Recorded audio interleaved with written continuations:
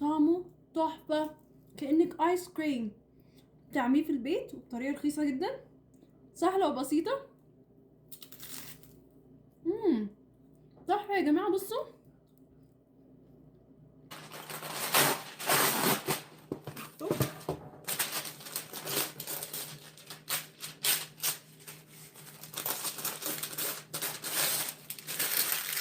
لازم تعمليه كده، مش هنرميه في الباسكت، لا هو لازم ده كده عشان هنحشيه جوه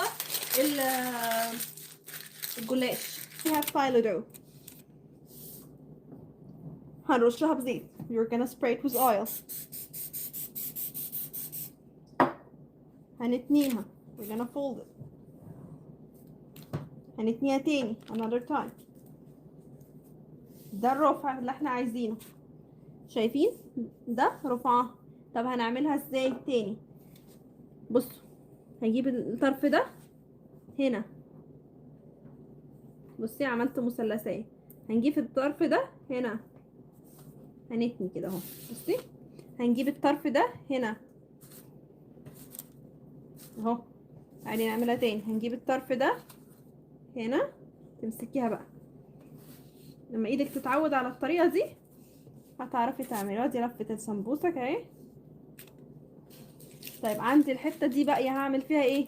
هقطعها؟ لا ما بنقطعهاش، بس انا هقطع الحته الناشفه بس شويه عشان ناشفه قوي، مش عايزاها تقطع اللي جوه. وايه اهو، لا قطعتها بايدي وهنحطها نحشي جوه. شايفين؟ هنعمل ايه بقى دلوقتي؟ ورقه زبده، ورقه زبده parchment paper. put it inside it to keep it open while it's in the oven. وده شكلها يا جماعه، شايفين الشكل اهو. هنكمل بقيه الصينيه مع بعض.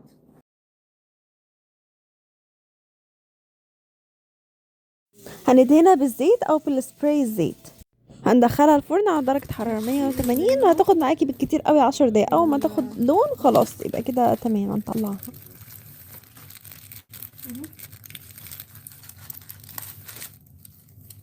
اهو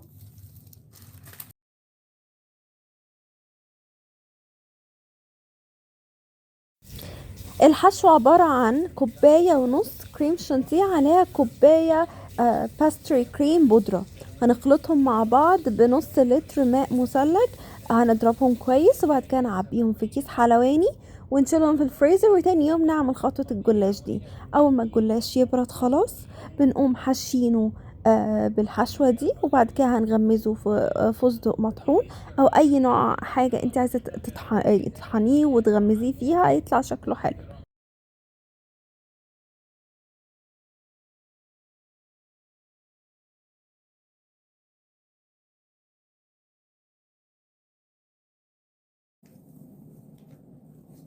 بصوا يا جماعه اهي الجلاش عليه كريم شانتيه بالشوكولاته. كفايه اهي، شايفين؟ كأنك معاكي كونو، ايس كريم كونو. خلاص حشيتيها بالكريم شانتيه شوكولاته او كريمه اهو. هاتي بقى العسل اهو. بصوا حطينا لها بيستاشيو، طلع عسل، عسل طبيعي عادي جدا، شربات، اي حاجه. هننزل بقى عليها بالعسل بالهاني.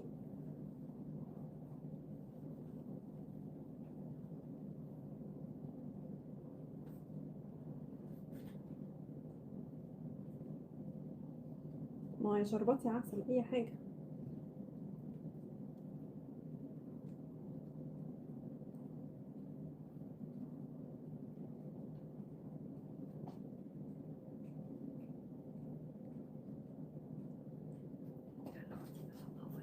طيب هنوريكم بقى عملنا ايه النهارده.